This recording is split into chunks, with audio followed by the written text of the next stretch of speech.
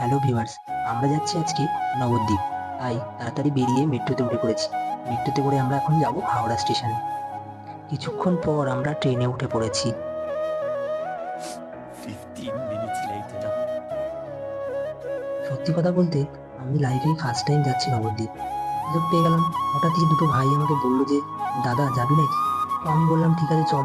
তাই কাজের ছুটি করে নিলাম। কাজের ছুটি করে এই চলে যাচ্ছি এখন নবদ্বীপে। One eternity later. So finally আমরা নবদ্বীপে চলে এসেছি। কিন্তু আমরা এখানে নামবো না, আমরা নামবো পরের স্টপে। আমরা নামবো বিষ্ণুপ্রিয়াতে, কারণ ওখানে একটা ভাইয়ের মামার বাড়ি, তো আমরা ওখানে স্টে করব। পরের দিন সকালে উঠে আমরা যাচ্ছি মায়াপুর ইসকন টেম্পেলে।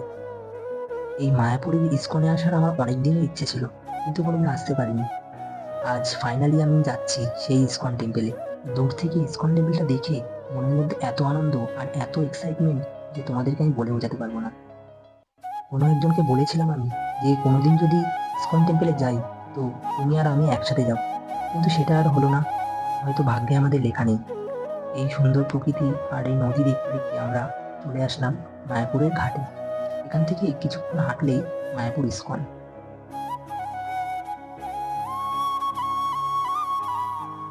আমরা অনেক তাড়াতাড়ি বেরিয়েছি, কারণ আমরা এখান থেকে যাব কৃষ্ণনগরে। কৃষ্ণনগরের রাজপ্রাসাদটা দেখার ইচ্ছা আছে। ওটা তো দেখেছি শুধু গোপাল ভাঁড় কার্টুনে, তো এবার আজকে নিজের চোখে দেখি, তোমাদেরকেও দেখাবো। ফাইনালি আমরা চলে এসেছি ইসকনে। তো তোমরা দেখতেই পাচ্ছ কত সুন্দর জায়গা এখানকার। মায়াপুরে আসার ইচ্ছাটা আমার পূরণ হয়ে গেছে। কিছুক্ষণ পরে আমরা চলে আসি কৃষ্ণনগরে। তারপরে এখানে এসে শুনি যে কৃষ্ণচন্দ্রের রাজবাড়ি বন্ধ। এটা নাকি বছরে 2বার থেকে 3বার খোলে। তো সেটা দেখা হলো না আমাদের। The next day. পরের দিন সকালবেলা উঠে আমরা চলে আসলাম আরো একটা জায়গায় ঘুরতে। তো গ্রামে ঘোরার মজাটাই আলাদা, গ্রামের পরিবেশটাই আলাদা। ভীষণ বড় বাঁশবাগান, আর একদিকে আছে নদী। নদীটা খুবই সুন্দর।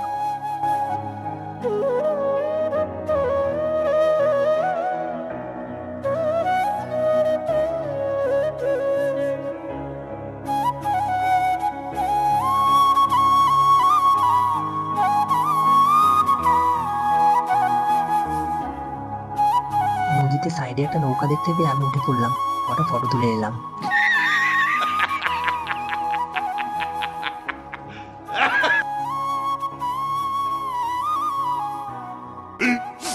15 minutes later.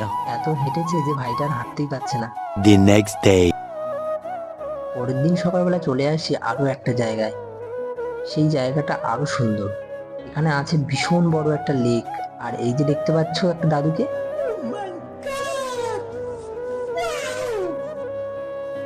এই দাদুটা একেবারে আগুন। দেখতে পাচ্ছ কিভাবে নৌকাটা চালাচ্ছে।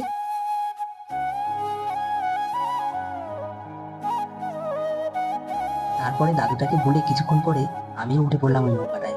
কিন্তু একটু ভয় পাচ্ছিলাম যদি পড়ে যাই, আর এতটাই সরু, তাল গাছের ওই তাল গাছ দিয়ে বানানো নৌকাটা। এতটাই সরু যে পড়ে যাওয়ার ভয়। তো আমি এক জায়গাতে বসেই কটা ফটো তুলে নিয়েছি, আর চালাতে পারিনি। আর অন্য সাইডে ছিল সর্ষে বাগান, তো সেখানে আমরা অনেক ফটো তুলে নিই।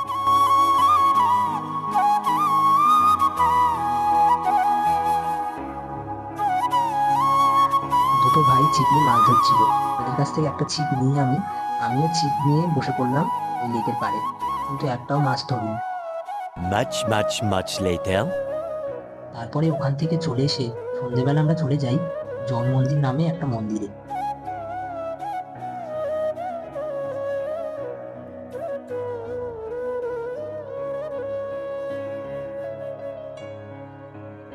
Spicy meat. Yeah, boy. দেখো জলের মাঝখানে মন্দিরটা কত সুন্দর। আর মন্দিরের এরিয়ার এক কোণে অনেক কটা হরিণ ছিল। সেই হরিণগুলোকে আমি কিছু বিস্কুট খাইয়ে দিলাম। কত সুন্দর হরিণগুলো, হরিণের চোখগুলো তো একদম চকচক করছে আল্লাহ রেখে। 3-4 দিন ঘোরার পরে ওখান থেকে আমরা চলে আসি বাড়িতে। আজকের ভিডিও এই পর্যন্ত। দেখা হবে নেক্সট ভিডিওতে। আর বলো ভিডিওটা কেমন লেগেছে।